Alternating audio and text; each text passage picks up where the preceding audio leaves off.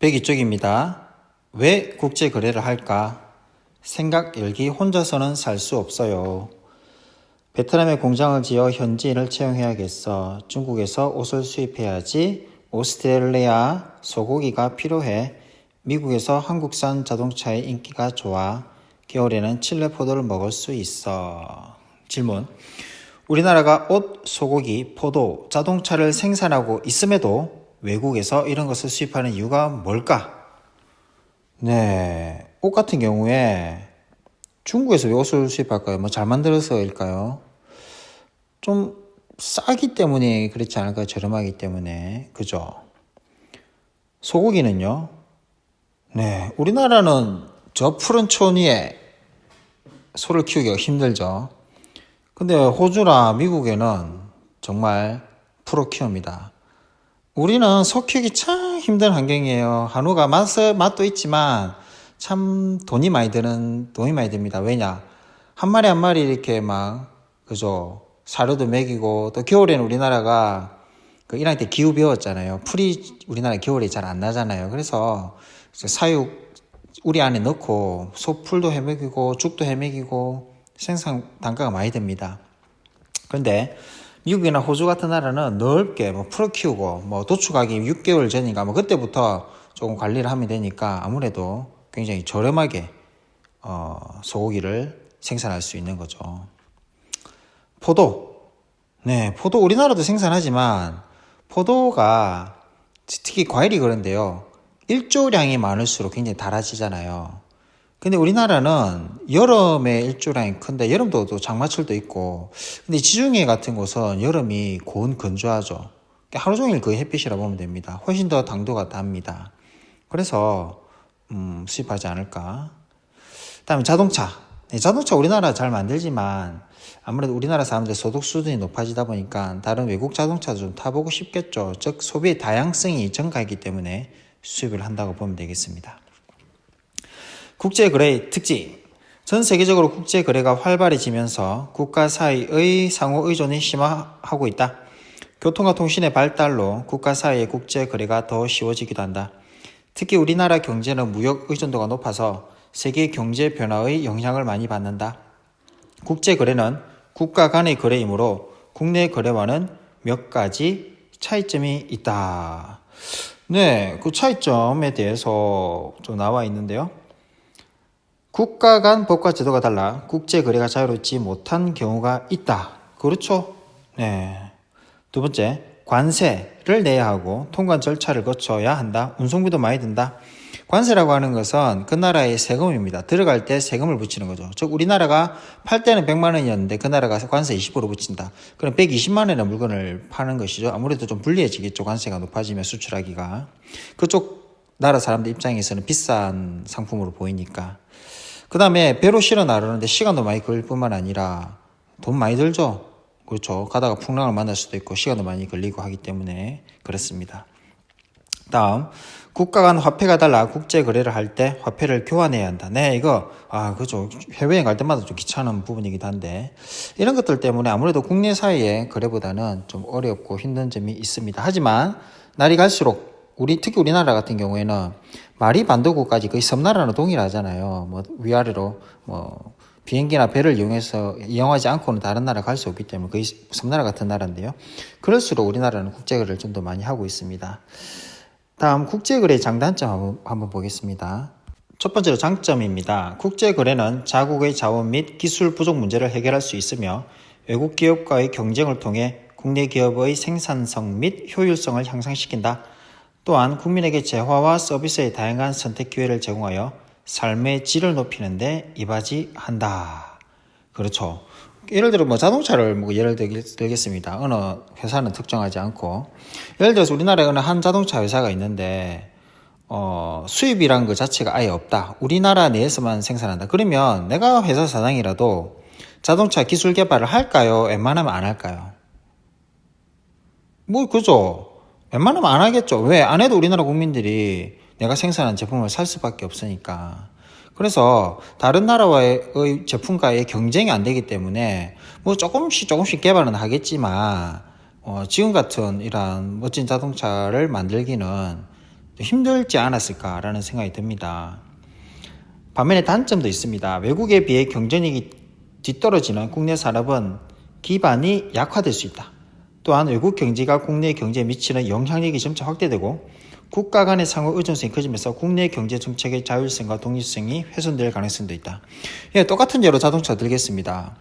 우리나라가 경쟁력이 없는 상태에서 자동차 막 겨우겨우 막 팔고 있는데 뭐 연구해가지고 근데 외국 자동차가 떡 와버렸다. 막 풀어진다.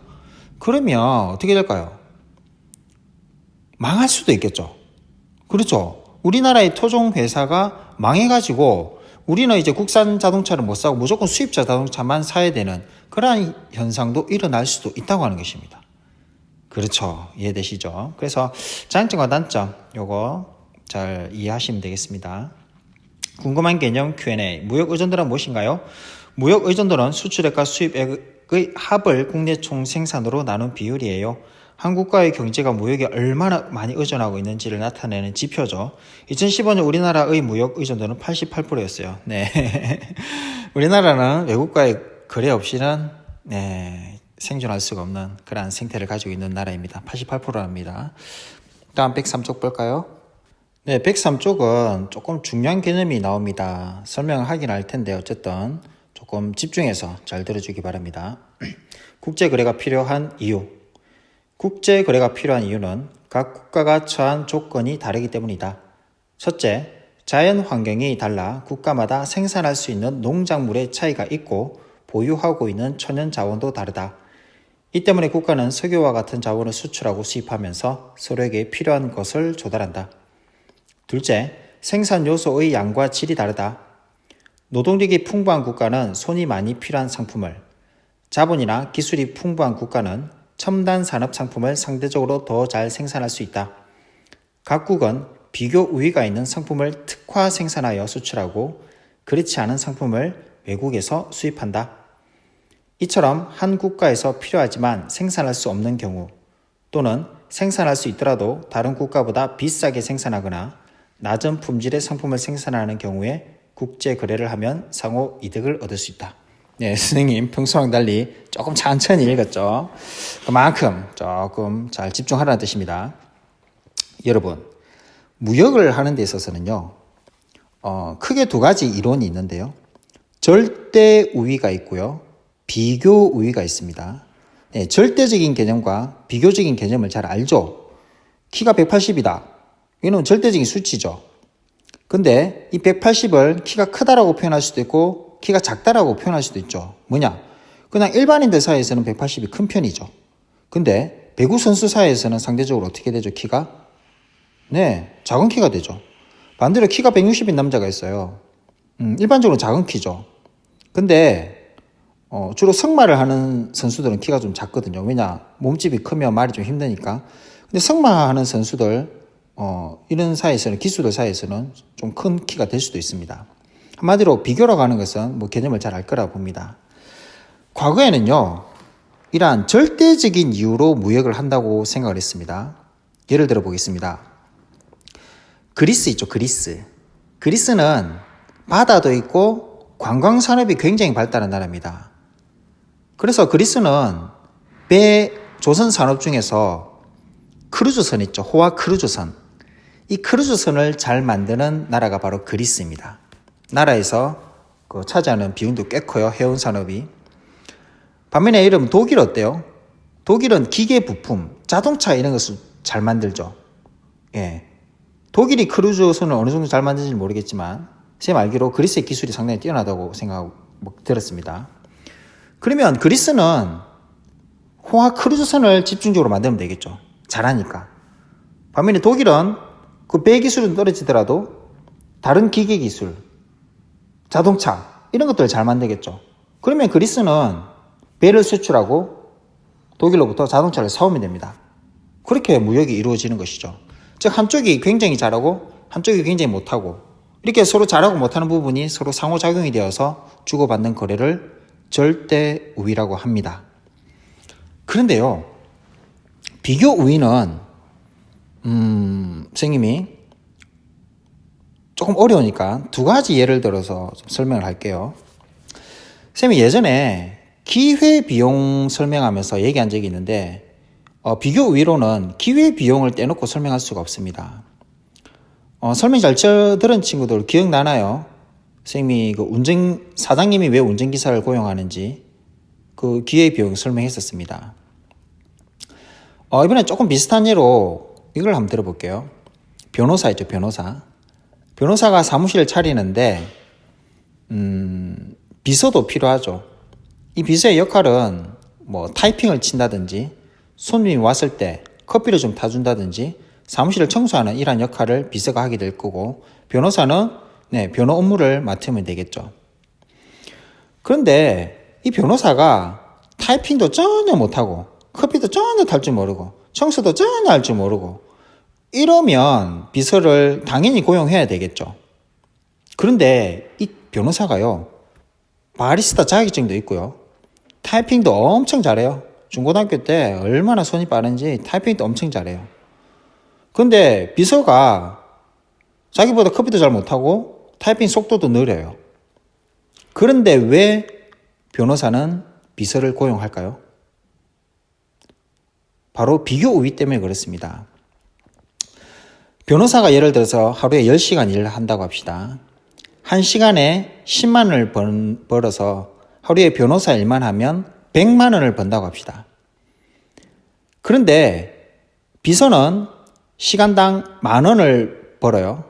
시간당 10,000원의 가치가 있다고 하는 것이죠. 그래서 하루 종일 일하면 10만 원을 벌 수 있습니다. 그러면 이 변호사가 자기가 비서 일도 자기가 하려고 한다고 칩시다. 왜냐? 비서가 별로 마음에 안 드는 거야. 그런데 사람이 시간이라는 것은 한정이 되어 있죠. 그럼 손님이 오면 변호사가 자기도 커피도 타야 되고 타이핑도 해야 되는 겁니다. 그래서 하루 10시간 중에 변호사 일은 5시간만 하고 비서 일을 또 5시간 해야 되는 거예요. 만약에 이 사람이 변호사 일만 했다면 하루에 10시간, 즉 100만 원을 벌 수 있죠. 100만 원에다가 비서를 써야 되니까 비서가 하루에 10만 원 은금을 줘야 되지 않습니까? 그러니까 100만 원 빼기 10만 원 내서 하루에 90만 원을 벌 수 있는데, 본인이 비서 역할도 하게 되면 어떻게 되죠? 어떻게 되긴요? 하루에 5시간밖에 일 못하죠, 변호사 일은. 그러면 50만 원 플러스 비서 일 5시간 하니까 5만 원 더 줄게요. 그 55만 원밖에 수익이 없는 겁니다. 다시 말할까요? 변호사 업무만 하면 하루에 90만 원 버는데 비서 일까지 같이 하면 55만 원밖에 못 버는 일이 벌어지죠. 그러면 어떻게 해야 됩니까? 나보다 능력이 좀 떨어지더라도 비서를 고용하는 게 훨씬 더 경제적인 판단이 맞죠. 그렇죠. 네, 이것을 하나의 국가를 예를 들어서 설명해 보겠습니다. 네, A 국가, B 국가가 있는데요. 반도체와 바나나를 둘 다 생산한다고 합시다. 그런데 여기서 숫자는 뭘 뜻하냐면요, 만들 수 있는 개수를 말하는 것이 아니라 한 개 만드는데 드는 생산 비용을 의미합니다. 생산 비용. 그러면 이건 숫자가 클수록 좋은 거예요? 작을수록 좋은 거예요? 당연하죠. 작을수록 좋은 거죠. 한마디로 A 국가는 반도체를 생산하는데 50원의 생산비가 들고요, 바나나를 생산하는 데는 100원의 생산비가 듭니다. 반면 B 국가는 반도체를 생산하는데 300원이 들고요, 바나나를 생산하는 데는 200원이 듭니다.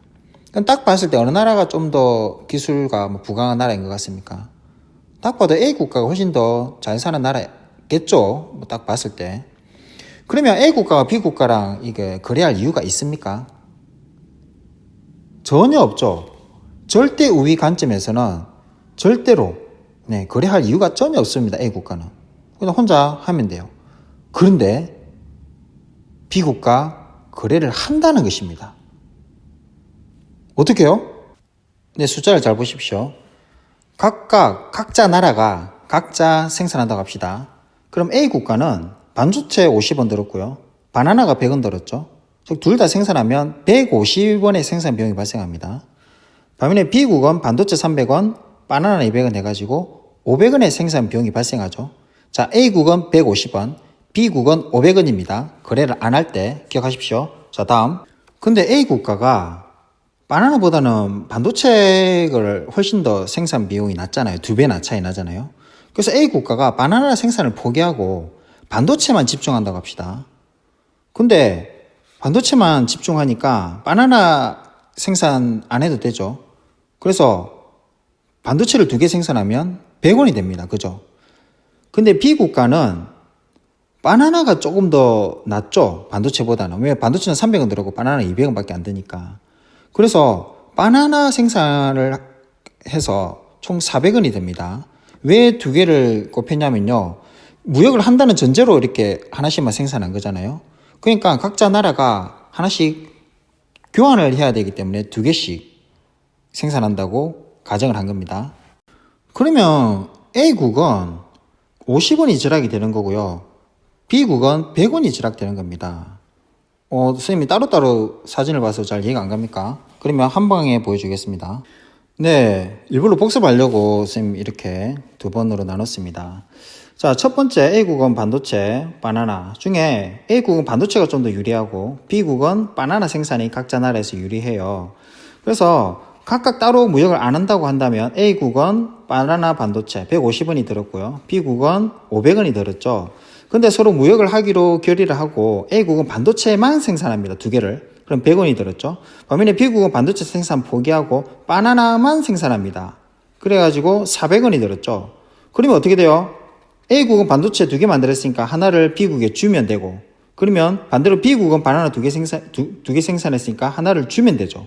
결국 어떻게 됩니까? 원래 A국은 150원이 들었는데 총 100원으로 낮춰졌고요. B국은 500원이 들었는데 400원으로 낮춰졌습니다. 한마디로 A국은 50원 지락, B국은 100원이 지락되는 거죠.